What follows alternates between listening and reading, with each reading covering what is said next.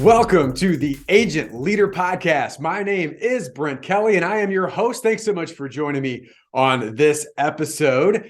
Today, I'm going to talk to you, the agency leader, about beliefs that are holding you or your agency back. And in fact, I'm going to speak about seven beliefs. Now, are there more than this? Probably. And are some of these crossing over to each other? Probably. But 7 beliefs that I see and that we see in working with agencies across the country and talking to agency leaders that are holding them back.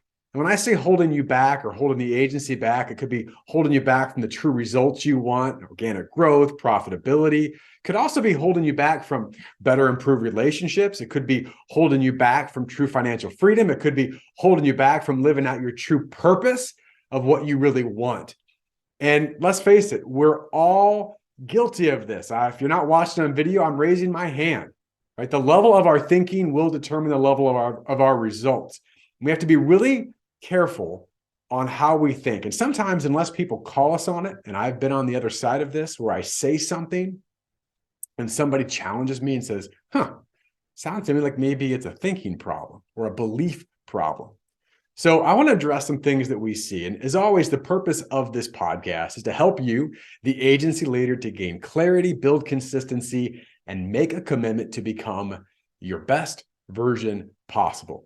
And these beliefs, these belief barriers or barriers to belief that I'll be talking about today, they inhibit you as an agency, as a leader, as a leadership team, as a sales team. They hinder you from that best version possible. Now, if you want to grab a copy of our book, Best Version Possible, please go to sitkins.com/BVP to get yourself a copy. You're going to see and hear a lot of these things that I'll be talking about today, and that will give you a roadmap for your agency. If you're an agency leader, an agency team, and you want to learn more about what we do with the Sitkins Network and how we work with agencies to get them to their best version possible by getting focused on the right areas and eliminate some of these belief barriers that we talk about, go to sitkins.com/experience to learn more about that as well. And so I want to talk about these belief barriers. And again, there's a different perspective on all of these. And I want to share what they are and give you some examples of what we see in each of these areas. And here's the first one. And this may sound trite, but it's really important. And I think sometimes we notice it in how people say things, not maybe in or at least what the meaning behind their words, so to speak, versus the words themselves is where we'll often hear this. And this is this: the belief that yesterday is better than tomorrow. All right, that our past is better than our future. Right, in essence of what I'm saying. Now, most people, and you probably wouldn't say, I believe that my best days are behind me. Right? I mean, maybe you're not saying that, but in how you're approaching things, sometimes you can hear this. You can hear this on people talking just in random conversations or with friends. Maybe you've had this or heard this from your friend group, where it's like you talk about the good old days all the time. The 80-90% of what you talk about with people is, remember high school, remember college, remember 10 years ago, remember how great that was? And by the way, I'm not against talking about great experience in the past, but is the focus of your conversation as an agency leader and with your team and with your clients about the future of what's to come or what you've done? One of my favorite conversations I've had was with a high-level producer, multi-million-dollar level producer. And the question was asked, what's the best sale you've ever made? Or what's the biggest sale you've ever made? And he said, well, I don't know. I haven't made it yet. Now think about this. This is coming from a multi-million-dollar producer who's made a lot of great big sales. And the question was, what's the best sale you've ever made? Which is a question about the past. And his answer was about the future, right? So just think about that for yourself as an agency leader. What do you talk most about? Where are you focused most around? What's in front of you? What's to come? The solutions around things, or what you've already accomplished and done. I don't want to see your trophy case. I want to see your vision and your strategy for what the new trophies are going to be on that trophy case, because you're always looking to expand and grow. So number one is this idea that our belief is that yesterday is better or was better than tomorrow. Secondly, a belief that, again, maybe not as always verbally spoken, but sometimes can be read in between the lines, so to speak, is that fitting in is better than becoming world class. Fitting in is better than becoming world class. Now, if you've heard my podcasts and different past podcasts, I talk a lot. I bring in the fact that I've got 5 kiddos. You learn a lot from your kids. And one of the things about having teenage daughters, which right now I have 3 of them, is the fact that there's a pressure to fitting in, right? And there's aspects when that's important, right? It's part of fitting in with the culture and dynamics of certain things, of course. But sometimes we play down to the level of our competition, so to speak. And then we try to fit in with certain things and standards that inhibit our greatness, right? And if you've got kids like I do, sometimes you're like, gosh, you're better than that. You're more capable of that. I see more. That potential word that sometimes we like or we don't like, depending on how it's used. And then it's about playing again down or into your competition. And maybe if you're a sports fan, you see that when your team sometimes plays down to the competition versus up to the level of what it's capable of. A lot of that is mindset. Well, this is just kind of how it is, and this is how I'm going to play. With insurance agency leaders, I see this too. I had a conversation several years ago with a very successful agency leader on the East Coast. And we were, having some fun and having a great conversation over dinner. And this person was having great growth rate and great profitability and a lot of different successes. And I said, "What's been one of your keys to your success?" And he smiled at me and said, "Well, I just see this room." And I said, "Yeah." I looked around at all these different agency leaders, and he goes, "I'm not trying to be critical or be funny, but the truth of it is, what I do is I look at what most of them do, and I just do the opposite, because most are okay with being average." And you've heard us talk about on this podcast before that, the agency model, the independent insurance agency model, is a fantastic model. You know that. But it can allow us to be semi-successful sometimes because we can get away with bad habits, bad mindset, right? Lowering our standards and still, compared to the rest of the world, be pretty darn successful.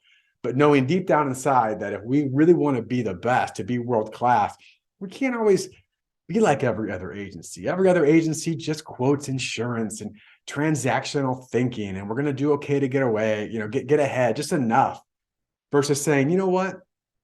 I did a podcast on this recently. What is our culture of excellence, right? What does world-class look like? And why would we not aspire to that, right? To be the best that we possibly can be. So again, I think this idea, this mindset of I'm going to fit in and blend in more than truly setting the standard, right? And think about this. Do I want to be a comparison point with all my agency competition, or do I want to be and lead to be that point of comparison, right? That everybody else is compared because what they do is at such a different level, right? That's a great belief versus, we're going to fit in. So that was number 2. Number 3, a belief that I see oftentimes in initial conversations is asking about the business model that they have. And what happens is the belief is that we're going to replicate what happened last year, even if it isn't very good, versus revising our model to making us that top level.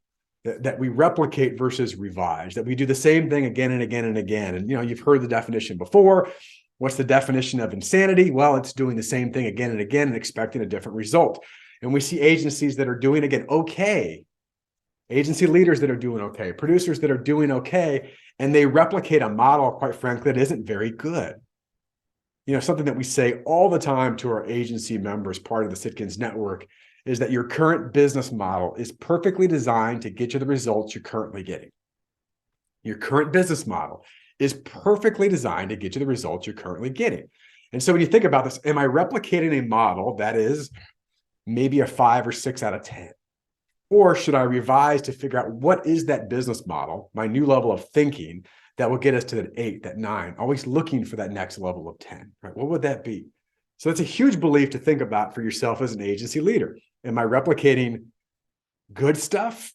Am I replicating average stuff? Am I replicating even some bad stuff just because it's what we've always done, right? So that's a really important belief to consider. All right, I got 4 more here. These get a little more, these beliefs that I wrote down get a little deeper into the weeds, so to speak. But let me share these 4. Number 1 is this. This is a belief I hear a lot of agencies and producers. We can't write larger accounts, or even we don't write larger accounts. Now, when I say larger account, It certainly depends on your agency, where it's located, right? There are factors that I'm not blind to that fact, right? Those are real things. But there is a mindset, and this kind of comes back to the last one that I mentioned, replicate average, is that just because you've written small accounts in the past doesn't mean you need to or should be writing small accounts in the future. And if you say, well, that's what we do, that's what our vision is, our mission, okay. But for most agencies, they don't really know. They just write it because they've always done it. It's comfortable, it's convenient, versus going, wait a second, if we were going to up our game and begin to write accounts like the ones that we have at the top of our book of business with more intention, with more frequency, being more proactive in our approach, being better prepared for that. Why would we do that? Well, the why is because they're much more profitable in many cases. And by the way, oftentimes your better clients appreciate your relationship and risk advice more than others, right? So there's just a greater depth to those.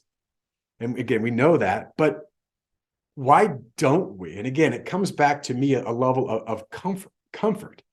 One of the things that hits me on this is that of a mindset is, if you're not preparing yourself to write larger accounts, and by looking at this, just understanding, looking at your book of business, we talk often about 80-20, the power of 80-20. It's real that 20% of your clients give you 80% of your results. Well, let's replicate those, right? Back to that last belief. But if you're not preparing yourself to grow in the type of account that you write, as I tell producers, as you get better every year, and you should be getting better every year, shouldn't your clients? Like, that doesn't make sense. And most people agree with that.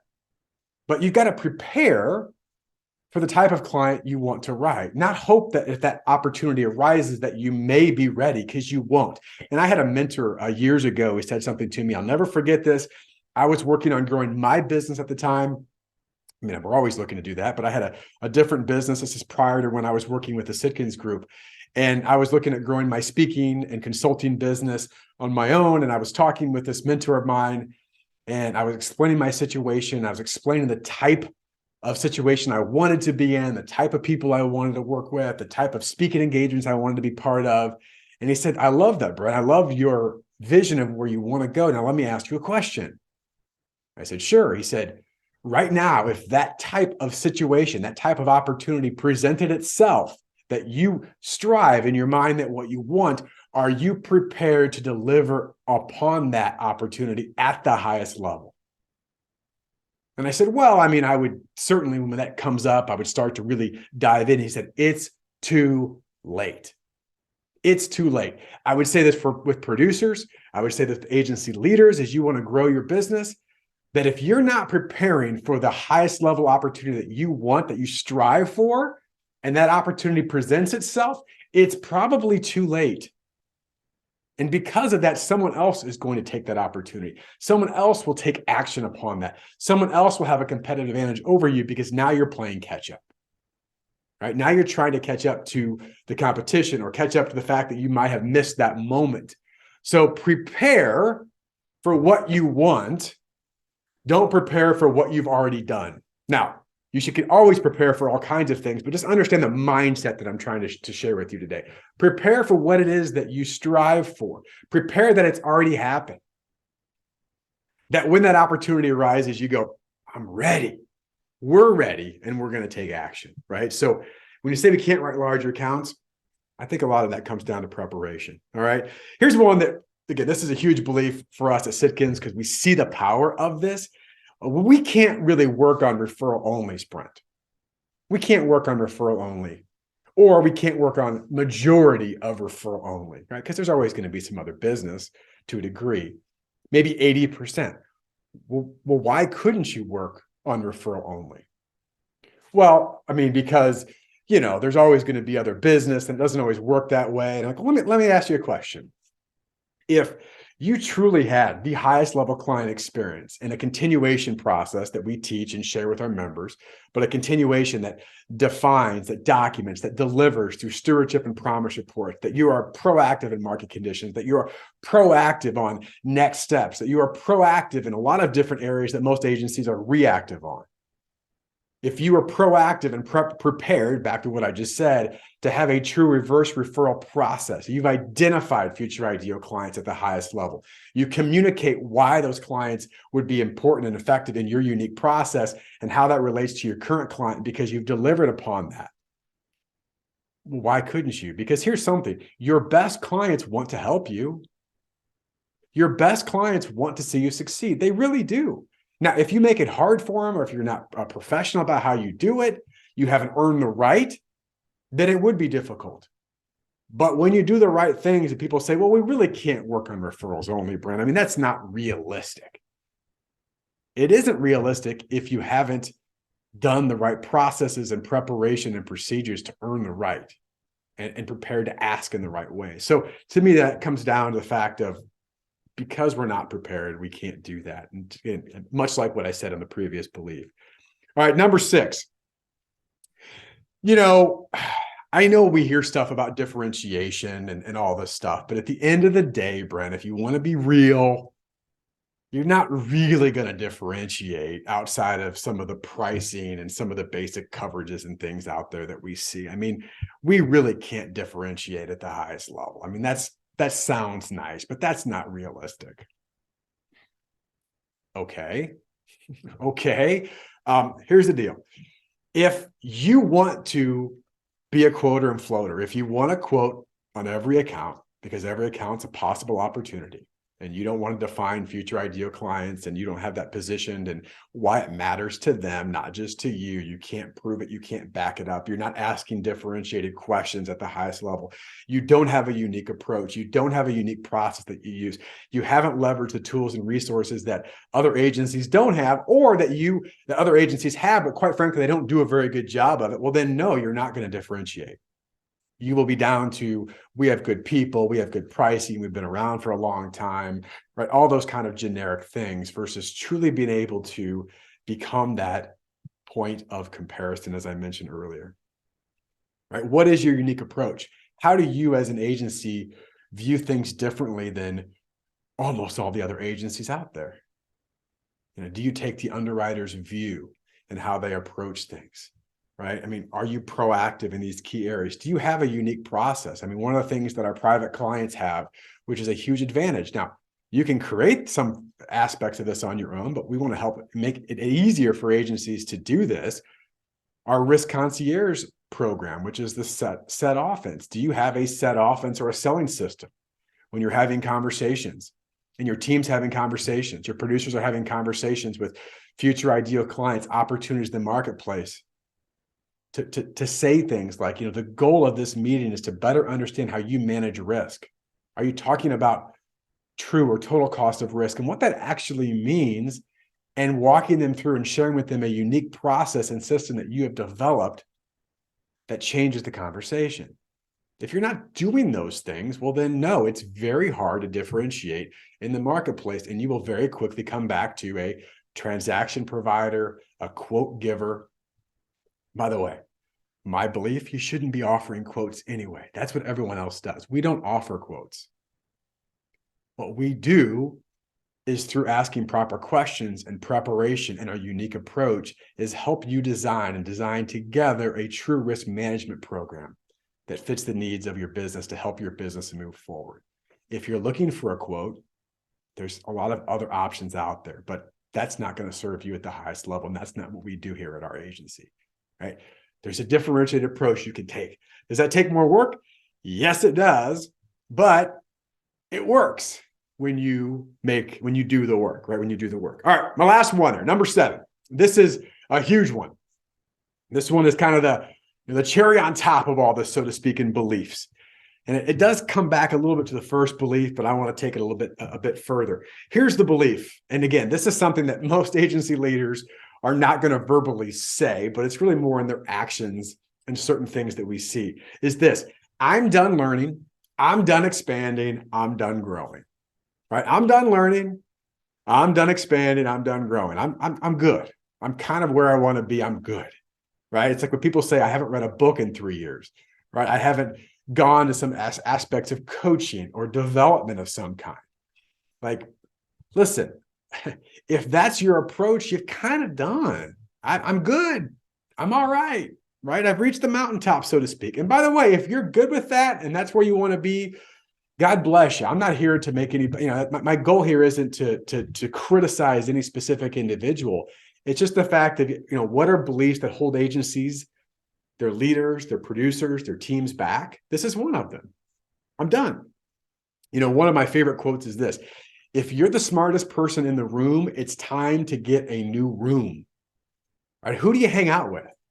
Right? What does that group look like? Right? I mean, something I learned growing up in a small town is that you can feel really, really big and important in a small town. And I love small towns for a lot of reasons, but there isn't a lot of competition there, so to speak, right? You start to do some of these things, you're like, well, I think I've got this one pretty much figured out. And all of a sudden you go to a different town and you realize, wait a second, there's a lot more for me to learn and to grow upon and to challenge myself with that's going to continue to help me move in a positive direction. And by the way, here's my belief, and I think this is true. There's no real plateau. I mean, in certain ways, maybe in a book of business for a while, but you're either growing or you're not. Right? You're either growing or you're dying. Like you're going the other way.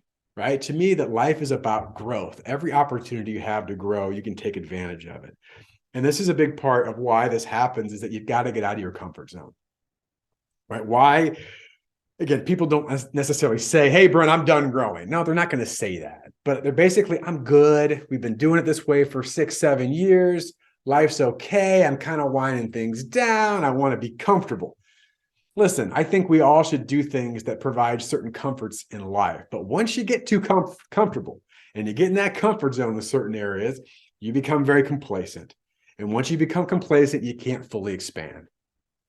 So I would just ask you from a belief, and these are questions I ask myself, by the way. We all have these traps or these gaps sometimes that we miss, blind spots. Where am I getting too comfortable? Or where have I gotten so comfortable that I've taken things for granted? And if I take a step back and I really analyze it, I'm honest with myself, I've started to slip. I started to become complacent. I've lost my edge.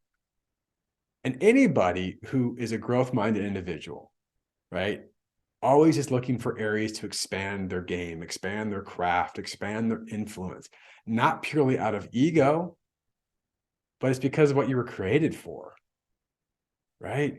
We're either expanding or we're not. So those are the 7 beliefs. I wanted to throw these at you. These are important things. Again, a lot of this is learning through my own experience, through learning with agencies, learning with producers, learning with insurance professionals, learning in conversations, learning with peers, learning with mentors, and I just ask myself, like, gosh, there are beliefs that hold us back. And I'm hoping as I went through this, maybe 1 or 2 of these really struck you. If they all kind of impacted you, well, great. Look at it and go, okay, what do I need to start? How do I begin to shift my mindset? What does that look like? And I will say this, if you're an agency leader and maybe you feel that maybe you're in a growth path, maybe you feel like your team's in a rut, we'd love to have a conversation with you, a strategy call as part of the Sitkins network. And again, we're not a fit for everybody. We know that. But just like I shared today in this podcast, my goal, our mission is to be an agency growth partner, right? To be a partner in growth, of course, in organic growth and profitability and agency value, but just growth from a mindset standpoint, to establish a purpose of, hey, listen, there's a lot more for us out there. And part of that is we're going to challenge you. We're going to encourage you. We're going to work with your teams. We're going to challenge your teams to say, listen, how can we help you develop to expand beyond things maybe you thought possible? And of course, surround you with coaches, but also other network members who are achieving great things, who certainly always want to find themselves in a room where they can learn and grow and not be that smartest person in the room, because there's other people with different types of thinking that are growth minded, and maybe different backgrounds and experiences that they can share and learn with each other. So I want to offer that as an opportunity. If you're an agency leader, you want to learn more about what we do and how we can help you grow to your best version possible, go to sitkins.com/experience. Sitkins.com/experience to learn about the best version possible experience, how that may fit with you. Again, we don't work with everyone, but those agencies that are truly committed to the highest level of growth and the best version possible. Love to have a conversation to see what might be possible in a relationship between the Sitkins Network and your agency moving forward.